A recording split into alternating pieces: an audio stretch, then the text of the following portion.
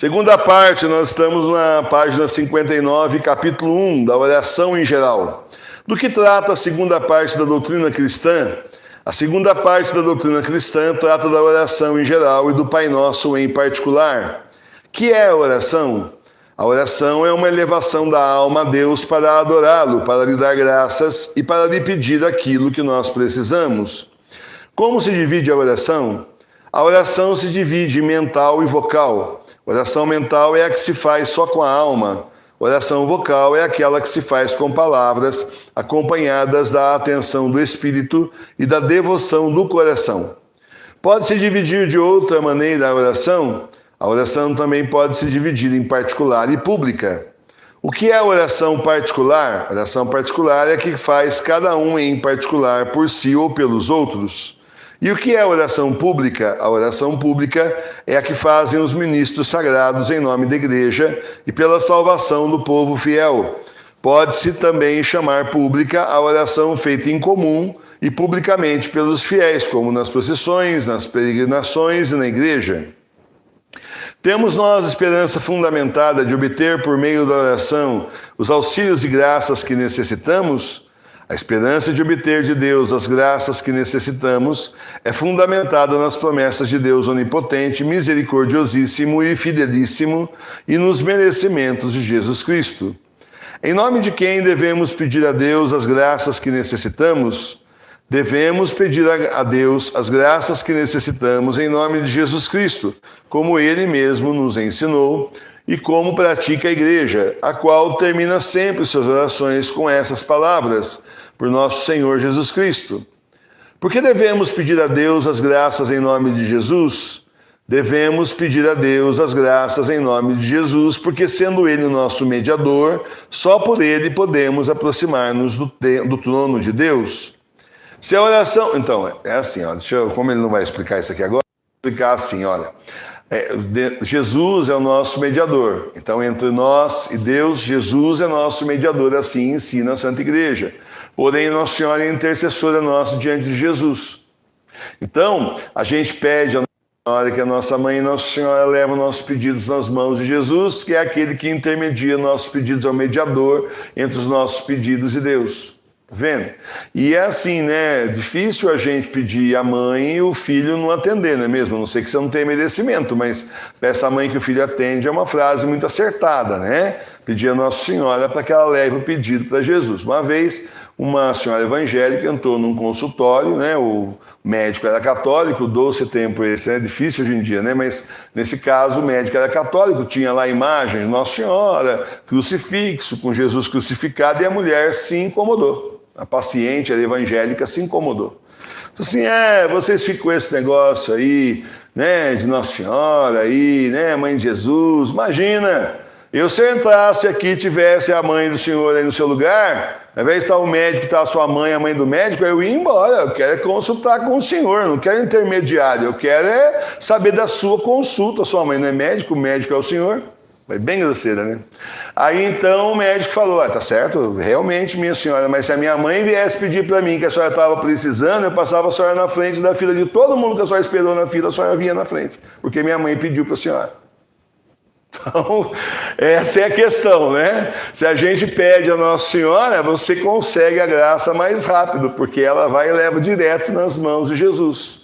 O que de outra forma talvez demorasse mais tempo para o Senhor atender, pedindo por Nossa Senhora leva direto. É a mãe de Jesus e Jesus gosta muito dela, e Jesus a respeita muito e inclusive se agrada das pessoas que a respeitam, a amam também e ao mesmo tempo pedem justamente para ela, né, as graças, e isso dito já em visão dele, a revelação reconhecida pela Santa Igreja, e também se agrada muito das pessoas que fazem reparação pelas ofensas que Nossa Senhora sofre. Então é isso, meus irmãos. O pessoal fala muita besteira, né? Não pensa duas vezes. É que nem a história, né? O sujeito é pastor, vamos dizer que seja pastor. Você odeia a mãe dele, né? Alguém da igreja lá odeia a mãe do pastor, desce a lenha na mãe do pastor, depois chega lá pedir um favor para o pastor. Você acha que o pastor vai fazer? Se você cair fora, se você ouvir falando mal da minha mãe, desinfeta, rapaz, enxerga, né? É isso. Então é essa relação maternal que existe entre o Nosso Senhor e Jesus, e a relação filial, né, entre Jesus e Nossa Senhora, nossa mãe, mãe de Deus e nossa. E aí as pessoas que não são da fé não entendem. Eu já fui católico. Não foi. Se você não entendeu isso daí, você não foi católico, porque todo católico ama Nossa Senhora, não tem jeito. Quem é católico vai rezar a Ave Maria, vai pedir intercessão de Nossa Senhora. Não tem jeito, né? Continuando então aqui. Tá, se a oração tem tanta eficácia, como é que tantas vezes não são atendidas nossas orações? Muitas vezes nossas orações não são atendidas ou porque pedimos coisas que não convêm à nossa salvação eterna, ou porque não pedimos como deveríamos.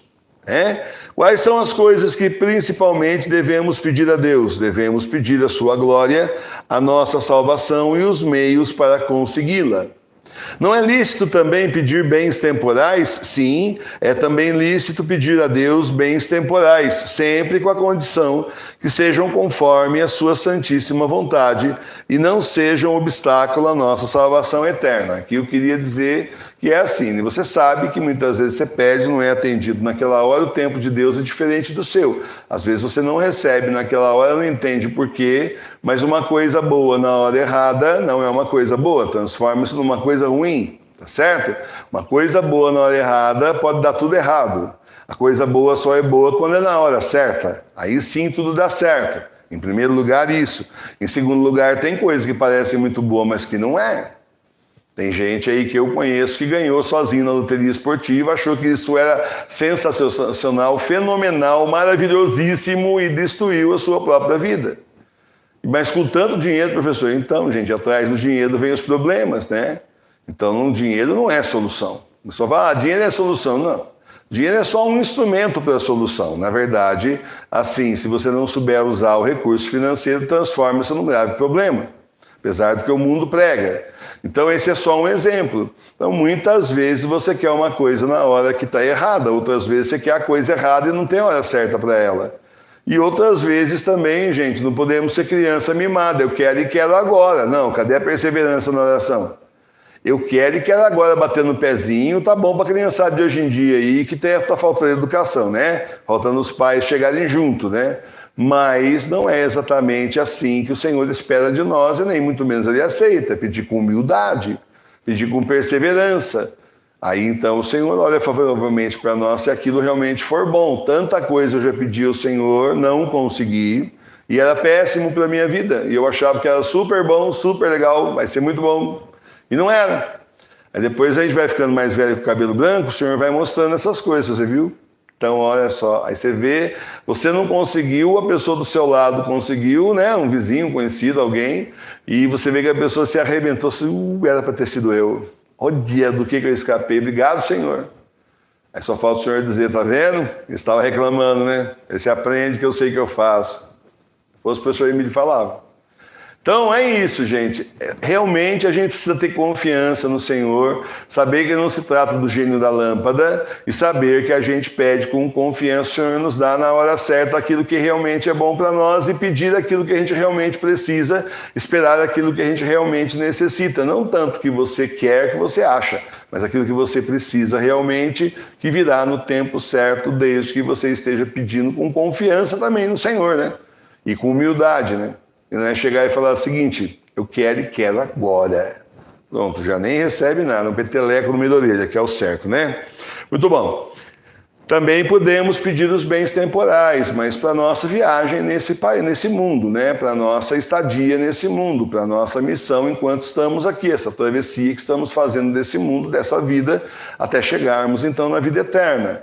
Carregar peso demais é complicado, às vezes a pessoa quer ser rico, tem aquele objetivo, quero ser rico e famoso, e aí vem um monte de problema, e aí a pessoa termina no inferno, né? Desse jeito. Então, é o que eu falo, é só a gente deixar nas mãos do Senhor e pedir a Ele o que a gente realmente precisa, e Ele abençoa com o que a gente realmente precisa, não tanto o que você quer, o que você precisa, isso que é mais importante. Se Deus sabe tudo aquilo que nós necessitamos, por que devemos rezar? Embora Deus saiba tudo o que necessitamos, quer todavia que nós lhe peçamos para reconhecermos que Ele é que dá todos os bens, para lhe testemunharmos nossa humildade e submissão e também para merecermos os seus favores. Porque é aquele negócio, né, gente? No fundo, já passou por essa experiência de ajudar a pessoa antes da pessoa pedir, você ajuda. Você vê a necessidade da pessoa, você pula na frente e ajuda, depois não reconhece. Ainda é capaz de falar assim para você, fez porque quis, eu nem pedi, oferecida. Tem gente que é assim, né? Tem gente que dá um jeitinho de induzir você a fazer o que a pessoa quer para não ter humildade de pedir. Ela induz você a fazer o que ela quer, mas sem pedir para você, só para depois dizer, numa hora de discussão, eu não pedi nada, você fez porque quis. Então, meus irmãos, a gente tem que aprender a humildade perante Deus, e a primeira parte da humildade é essa, se eu preciso ter humildade de me ajoelhar e pedir. Senão, simplesmente eu fico esperando, bom, o Senhor sabe que eu preciso, então, quando quiser, esperando, vou nem falar nada. Não é assim, não funciona dessa forma. Você vê que Jesus, a maioria das vezes, chegava o cego lá perto de Jesus, que quereis que eu vos faça? Aí uma vez o padre Léo até falou, né, tá vendo, Jesus é muito humorista, olha só, não tem nada a ver. Eu discordo totalmente disso. Não tem piada nenhuma e não tem humorismo nenhum. Não é isso.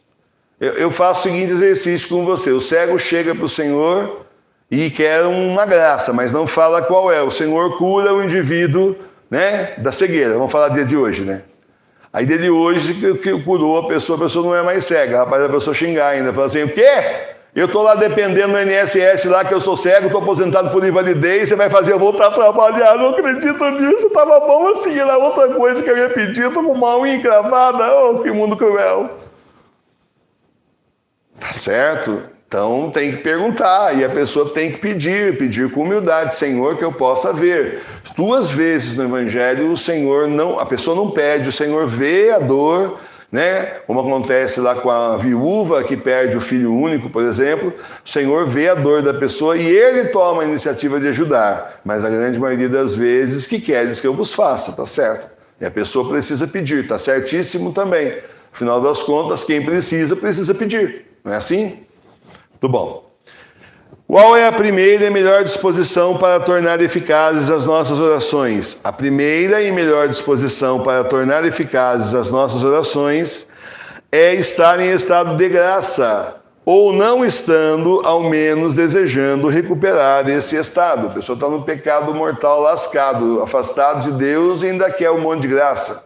Então o bom seria estar em estado de graça, ou no mínimo já estar se propondo a fazer a confissão espiritual assim que possível, né? Mas aí sim se aproximar do Senhor e pedir as graças que precisa, certo? O ideal seria isso. Muito bom. Que mais disposições se requerem para bem orar? Para bem orar se requerem especialmente o recolhimento, a humildade, a confiança, a perseverança e a resignação. Que quer dizer orar com recolhimento? Quer dizer pensar que estamos falando com Deus. E por isso devemos orar com todo o respeito e devoção possíveis, evitando tanto quanto possível as distrações, isto é, pensamentos estranhos à oração. Que quer dizer, diminuem as distrações o merecimento da oração? Sim, quando nós mesmos as provocamos ou não as repelimos com diligência. Se, porém, fizermos quanto pudermos para estar recolhidos em Deus, então as distrações não diminuem o merecimento da nossa oração, mas até podem aumentar. Vou parar aqui, professora, marca aí que parou na questão 269. Amanhã a gente continua na 269.